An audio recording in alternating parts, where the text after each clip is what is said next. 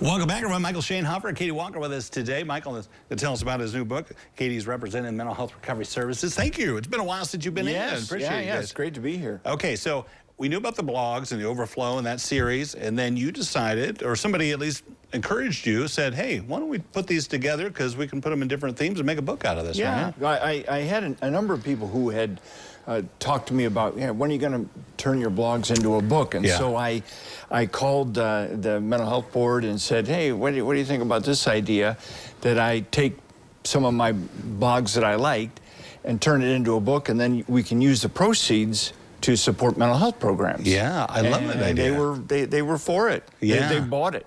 Yeah, well, I didn't know that too, Katie, too. You told me that today. What was your initial thought when he came to you with this? Yeah, I mean, Mike's very generous to allow the proceeds to be donated to the Mental Health Board. There's lots of local services that we support. You know, for example, the gatekeepers in the schools, the school navigation program. So we're very excited. Yeah, nice partnership. Yeah. So one of the themes, the reoccurring themes as I was reading this, and you've talked about this before, is anxiety. And we think, and I'm going to brag about you because you're an ordained priest, you've traveled all around the world. You always seem like you have it together. You talk about mindfulness. And then it does my heart good to say, here's a guy that's got it together and he has anxiety. Do you think that helps others to hear your story? Yeah. In fact, you know, when you get the book, you know, most of the stories are about mishaps that I've been through. So everybody says, oh, you know, you do the mindfulness thing.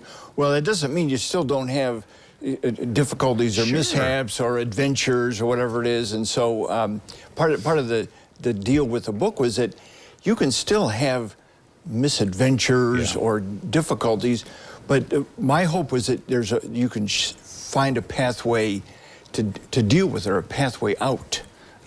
So there's always a little lesson, a practice, and then usually a humorous little illustration to go with it. I love that. Well, for you guys, Katie, I mean, that's a good message that there's so many people out there dealing with the same thing he is, and that you can overcome it, right? Absolutely. I think it's really relatable. I think it provides a really good perspective and some nice tips for people to stay mentally well. So it's wonderful. Yeah. Tell me about mindfulness. What is that? So mindfulness is really we end up with 50, 60,000 thoughts a day.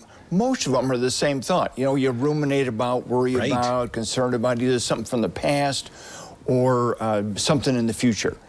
Mindfulness is where you disengage from your thought. You are not your thoughts. Okay. A thought isn't a call to action. You disengage from it and say, oh, there's that thought. And the best thing I ever heard was somebody say, well, that's interesting. I wonder what's going to happen next. Yeah.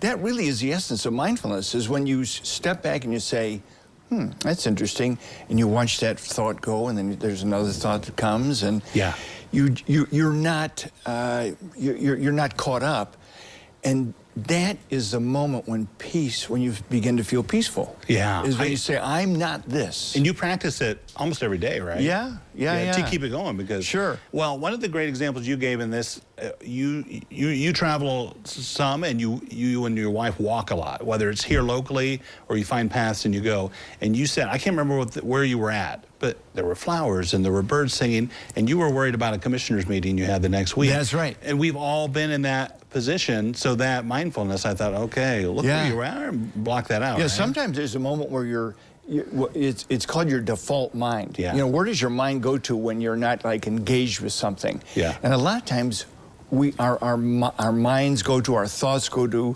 something bad, you know, something you're worried about. And something that's you feel frightened about. And when you can look at it and call it out, say, oh, that's fear, that's worry.